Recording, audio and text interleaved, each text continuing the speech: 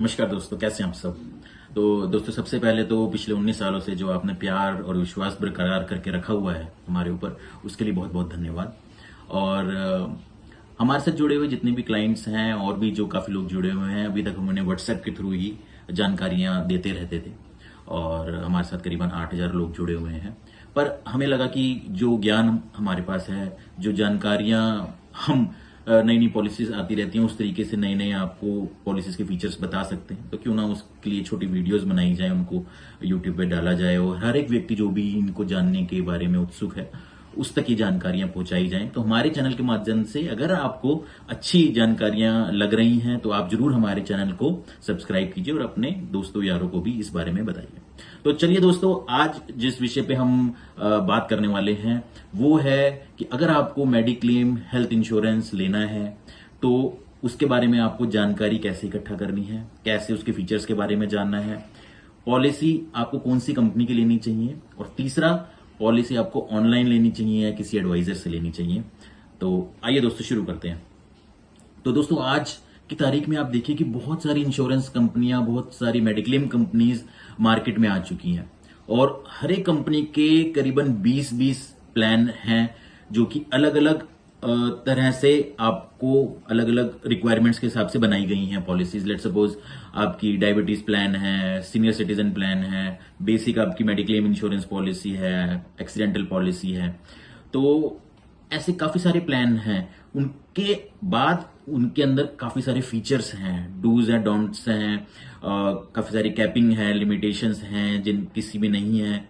तो इन सब जानकारियों के बारे में जानने के लिए मेडिक्लेम कंपनीज ने हेल्थ एडवाइजर्स को रखा हुआ है, इंश्योरेंस एडवाइजर्स को रखा हुआ है, जिनका ये रोज का काम है पॉलिसी के बारे में पढ़ना और अपने क्लाइंट्स को बताना, उनका कभी कोई क्लेम आ जाए दुख की घड़ी में उनका साथ देना। दोस्तों, तो insurance advisor is the right person which company appoints to guide you. उनका काम पॉलिसी बेचना नहीं होता, उनका काम होता है सिर्फ आपको गाइड करना, आपके मन में जो भी संशय है, जो भी डाउट है, उनको क्लियर करना। हाँ, ये जरूर है कि बहुत से एजेंट्स ने या एडवाइजर्स ने इस डेफिनेशन को बदल दिया है और वो टोटली कहीं ना कहीं सेलिंग पे ही आ गए हैं, जबकि जो मेन काम है, जो मेन कंपनी एक एडवाइजर को कमीशन देती है, वो सिर्फ पॉलिसी को समझाने के लिए ही होता है। दोस्तों, आजकल ऑनलाइन पोर्टल्स भी आ गए हैं जिसपे भी आप जानकारी देख सकते हैं। तो सबसे पहले हमें दोस्तों ये समझना है कि अगर हमें कोई पॉलिसी लेनी है, कोई मेडिक्लेम इंश्योरेंस पॉलिसी लेनी है, तो उसके फीचर्स को कैसे गैदर किया जाए, कहां पढ़ा जाए उसको। तो उसके लिए आप सबसे पहले तो किसी इंश्योरेंस एडवाइजर को अप्रोच कर सकते हैं। और अगर आपने पॉलिसी ऑलरेडी ले ली है लेकिन आप उसके बारे में और जानना चाहते हैं तो ऑफ कोर्स हमें अपनी पॉलिसी के बारे में बेसिक इंफॉर्मेशन तो मालूम होनी ही चाहिए दोस्तों। तो उसके लिए आप इंटरनेट से भी पॉलिसी ब्रोशर और पॉलिसी वर्डिंग डाउनलोड कर सकते हैं, और आजकल काफी सारे ऑनलाइन पोर्टल हैं जहां पे आप पॉलिसी के बारे में अलग अलग फीचर्स को भी पढ़ सकते हैं, समझ सकते हैं। लेकिन इसके अंदर कैच ये है कि पोर्टल पे जब आप पढ़ते हैं या ब्रोशर में जब आप पढ़ रहे हैं, पॉलिसी वर्डिंग में जब आप पढ़ रहे हैं किसी भी फीचर को, तो कंपनी वहां पे कुछ और लिख रही है लेकिन हम वहां पे कुछ और इंटरप्रेट कर रहे हैं। कंपनी हमें कुछ और बताना चाह रही है लेकिन हम कुछ और समझ रहे हैं।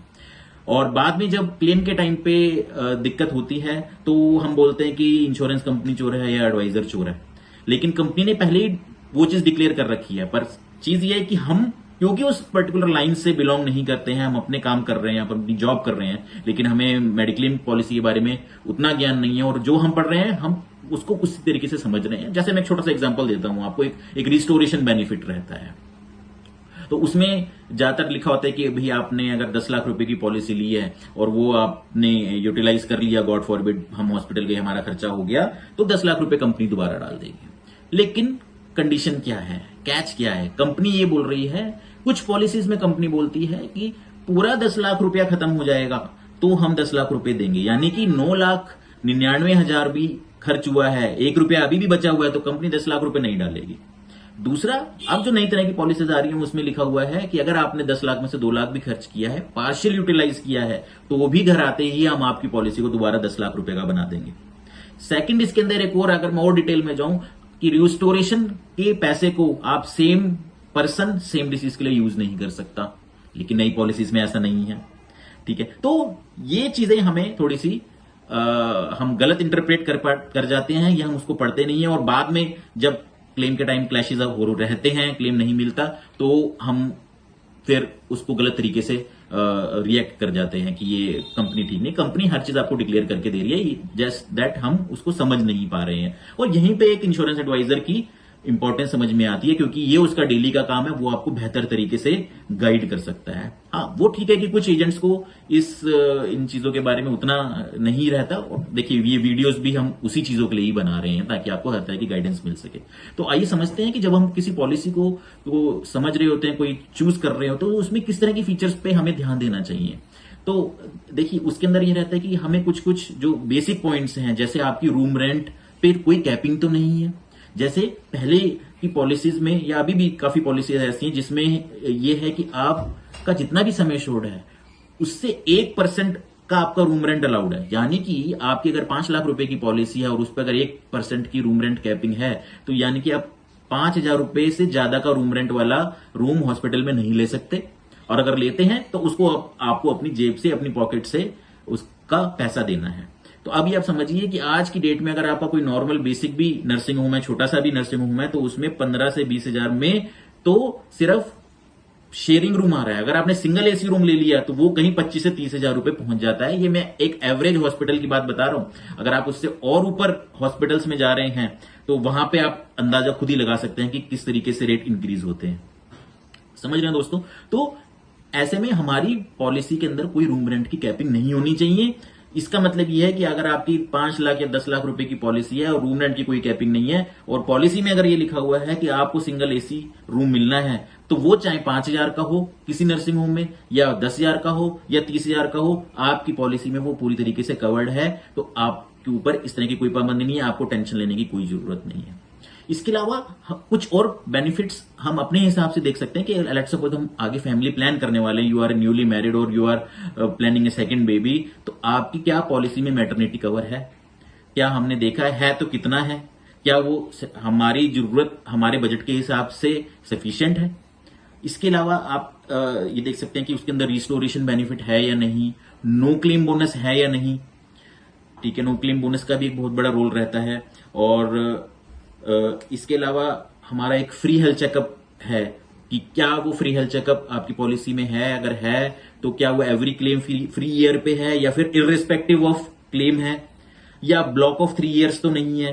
तो ये सब बारीक बारीक चीजें दोस्तों आपको बारीकी से एक बार पढ़नी पड़ेगी। ब्रोशर में भी इतना एक्सप्लेन नहीं होता, उसके लिए आपको पॉलिसी वर्डिंग के बारे में को भी रीड करना। और आपको बारीक बात बताता हूं कि पॉलिसीज भी अलग अलग तरीके की रहती हैं। जैसे एक हो गया हमारा बेसिक मेडिक्लेम पॉलिसी, इसके अलावा हमारे पास ओपीडी पॉलिसी भी है, डायबिटीज पॉलिसी भी है, सीनियर सिटीजन पॉलिसी भी है, एक्सीडेंटल पॉलिसी भी है।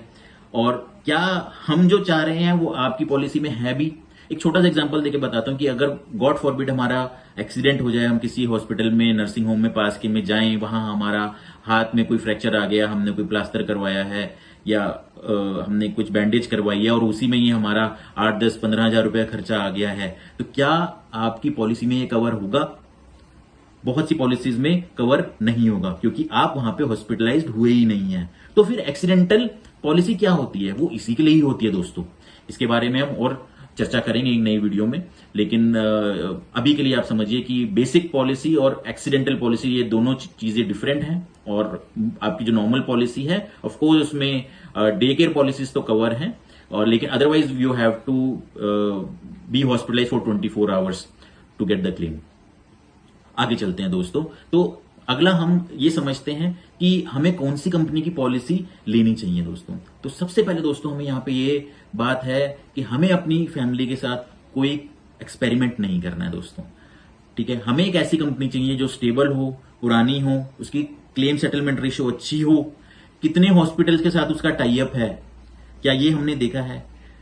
ठीक है, और आज की डेट में आप समझिए कि जो टॉप 5-6 कंपनियां हैं जो पैन इंडिया लेवल पे काम करती हैं, आप देखिए स्टार है सबसे पहले, HDFC, ICICI, नीवा बूपा है, केयर है, ये अच्छी कंपनीज हैं जो पैन इंडिया लेवल पे काम कर रही हैं। हमें इन्हीं पॉलिसीज के कंपनीज के साथ जुड़ना चाहिए। हमें कोई अपना एक कोई जो नई कंपनी आई हो, आप समझिए कि कोई आपका कोई रिलेटिव हो, नया नया डॉक्टर बना हो, तो क्या आप उससे सर्जरी कराना पसंद करेंगे, या फिर कोई एक्सपीरियंस डॉक्टर के पास जाएंगे वहां से सर्जरी कराएंगे? समझ रहे हैं दोस्तों। तो हमें एक्सपीरियंस्ड कंपनीज के साथ टाई अप करना है कि आज से 10 साल बाद भी कंपनी हो, और वो company should be there in our great times, हमारे मुश्किल समय में वो हमारे साथ हो, हमें असिस्ट करे, ऐसा ना हो वो खुद ही स्ट्रगल कर रही हो, अपने साथ ही जाना चाहिए। अब देखिए होता क्या है दोस्तों, इसके उल्टा हम पॉलिसीज लेते कैसे हैं कि हाँ मेरे किसी जानकार ने पॉलिसी ली थी, लेट्स सपोज एचडीएफसी से, उसको क्लेम में दिक्कत हुई, अब मैं भी एचडीएफसी की पॉलिसी नहीं लूंगा। तो दोस्तों ये क्राइटेरिया कोई नहीं है। आपने नेट पे कोई बुरे किसी के रिव्यूज पढ़े और आप बोलते हो कि भाई इसके रिव्यूज अच्छे नहीं है और मैं इसकी पॉलिसी नहीं लूंगा। होता है क्या दोस्तों कि जब किसी का क्लेम आराम से पास हो जाता है, उसको कोई दिक्कत नहीं आती, तो वो अपनी नॉर्मल डेली रूटीन में चला जाता है कस्टमर, और वो अपना काम कर रहा होता है। लेकिन दिक्कत यहां आती है कि जिसका क्लेम पास नहीं हुआ वो उसको हर तरह स्प्रेड करना चाहता है। वो सोशल मीडिया पे भी लिखेगा ये कंपनी अच्छी नहीं है, मेरे को ये दिक्कत हुई, ठीक है। लेकिन इसलिए आप देखिए कि किसी भी कंपनी के आप गूगल पे डालेंगे तो बुरे रिव्यूज आपको ज्यादा मिलेंगे, अच्छे रिव्यूज आपको कम मिलेंगे दोस्तों। लेकिन समझने वाली बात यह है कि आपका क्लेम रिजेक्ट हुआ क्यों, इस चीज पे कोई फोकस नहीं कर रहा है, क्योंकि कंपनीज भी कस्टमर फ्रेंडली उतनी नहीं है। वो एक सिंपल लाइन लिख कर दे देती है कि आपका इस वजह से क्लेम डिक्लाइन हो गया, दैट्स इट। और कस्टमर जो है बस वहीं उसको, ना तो वो कंपनी की रिक्वायरमेंट ही समझ पाता है, कंपनी भी कई बार काफी रिक्वायरमेंट्स कस्टमर को मेल कर देती है कि आपको ये डॉक्यूमेंट सबमिट करना है, ये डॉक्यूमेंट सबमिट करना है, उसको किस तरीके से जवाब देना है ये कस्टमर को मालूम नहीं होता, क्योंकि या तो उसने ऑनलाइन पॉलिसी ली, उसको गाइड करने वाला कोई नहीं है, या फिर जो एडवाइजर उसके साथ है वो उसको उस तरीके से गाइडेंस दे ही नहीं रहा। तो ऐसे में दोस्तों उसका क्लेम रिजेक्ट होता है और वो कुछ भी फाइट बैक कर नहीं पाता, क्योंकि उसको जानकारी नहीं है, और इसीलिए वो बोलता है कंपनी भी बेकार है जी, ये वाली इस कंपनी से नहीं लीजिए। और उसके साथ साथ उसके आसपास वाले 10 लोग भी उस कंपनी की पॉलिसी नहीं लेते हैं, जबकि ये क्राइटेरिया टोटली गलत है। आपका क्लेम रिजेक्ट क्यों हुआ है, आपको इस पे पहले इन्वेस्टिगेशन करनी चाहिए कि क्यों क्लेम रिजेक्ट हो रहा है। और ऐसे में एक अगेन एडवाइजर ही आपको एक सही रास्ता बता सकता है कि क्यों आपका क्लेम रिजेक्ट हो रहा है, कंपनी आपसे क्या चाहती है, वो आप डॉक्यूमेंट दीजिए, आपका क्लेम हमेशा पास होगा, कोई दिक्कत नहीं है। तो दोस्तों आज तीसरे हम फेज में आ चुके हैं इस वीडियो की, और इसमें हम डिस्कस करेंगे कि आपको ये पॉलिसी ऑनलाइन लेनी चाहिए या फिर ऑफलाइन किसी इंश्योरेंस एडवाइजर के पास से लेनी चाहिए। तो दोस्तों आजकल देखिए आप एक फैशन सा चल पड़ा है ऑनलाइन का। ऑनलाइन ग्रोसरी खरीद रहे हैं हम, और ऑनलाइन अगर हम अपनी क्लोथिंग टी शर्ट्स खरीद रहे हैं, शॉर्ट्स खरीद रहे हैं, कुछ खरीद रहे हैं, तो ऑनलाइन इंश्योरेंस क्यों नहीं खरीद सकते। दोस्तों ये कोई क्राइटेरिया नहीं हुआ ऑनलाइन इंश्योरेंस को जस्टिफाई करने का। आप इंश्योरेंस को जो एक लंबा कॉन्ट्रैक्ट है मेडिक्लेम, जो आपको उस समय आपको मदद करेगा जब आप बहुत ही मुश्किल समय में होंगे, आपके परिवार में कोई, आप खुद भी बीमार हैं, आपको उस तरह के असिस्टेंस उस समय चाहिए, ठीक है। उस समय आप टोल फ्री नंबर पे कॉल करने नहीं बैठ जाएंगे, और ना उतना समय होगा आपके पास, आप हड़बड़ा जाएंगे अगर आपने पहले से तैयारी नहीं कर रखी है तो, ठीक है ना। तो आप उसको नॉर्मल ऑनलाइन ग्रोसरी से कंपेयर मत कीजिए। मैं आपको एक छोटा सा एग्जांपल देता हूं, वीडियो भी काफी लंबी हो रही है, मैं आपको एक छोटा सा एग्जांपल देता हूं कि अभी हमारे मेरे एक क्लाइंट थे, उनका मेरे को सुबह 5 बजे मेरे पास कॉल आया कि मैं अमेरिका में हूं और मेरी वाइफ इंडिया में है, और उसको डेंगू बोल के एडमिट किया है और हॉस्पिटल में, और उसका 2 दिन से क्लेम डिक्लाइन हो रहा है दोस्तों। तो मेरे क्लाइंट काफी अच्छे हैं वो, हालांकि पिछले 6-7 सालों में मेरे से कभी बात नहीं करी उन्होंने, लेकिन मैं अगर कुछ बोलता हूं कि आप अपनी पॉलिसी को, अभी पिछले साल ही मैंने उनको बोला था कि आप अपनी पॉलिसी को 5 लाख की बजाय थोड़ा सा बढ़ाइए, तो उन्होंने अपनी पॉलिसी को सीधा 1 करोड़ का कर लिया।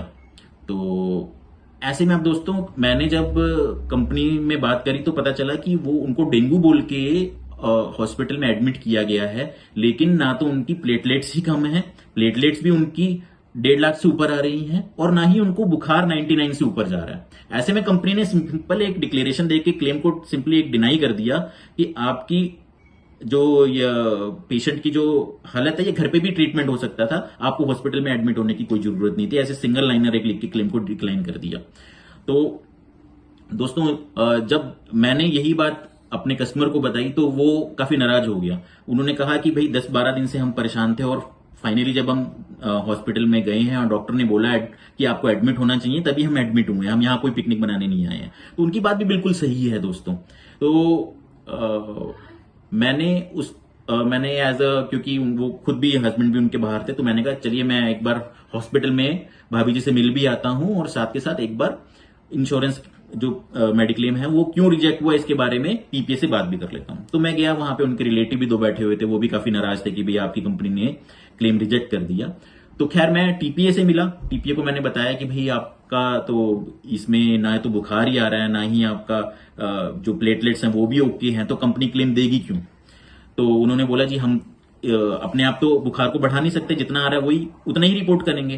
मैंने कहा जी ये भी आपकी बात सही है। तो मैंने कहा लेकिन वो 12-15 दिन से बीमार चल रहे थे और इवेंचुअली वो आपके पास जब हालत बिल्कुल खराब हो गई है तभी आए हैं। तो उन्होंने कहा कि हमें इस बात की कोई जानकारी नहीं है कि वो क्लाइंट ने, पेशेंट ने हमें नहीं बताया है कि वो 10-12 दिन से, हमारे पास ऐसा कोई प्रूफ नहीं है। तो मैंने कहा ठीक है, ये बात समझ में आती है। मैं फिर पेशेंट के पास गया, उनके रिलेटिव को बोला कि भाई आपने मुझे बताया था कि आप 10-12 दिन से परेशान हैं, तो ऑफकोर्स आपने कहीं दिखाया होगा। तो उन्होंने कहा हाँ। तो मैंने कहा कहाँ है वो रिपोर्ट, तो कहने हमने टेस्ट भी कराया था। तो मैंने कहा वो ब्लड रिपोर्ट दीजिए या फिर वो जो डॉक्टर का प्रिस्क्रिप्शन है वो आप दिखाइए। तो वो कहते ढूंढना पड़ेगा।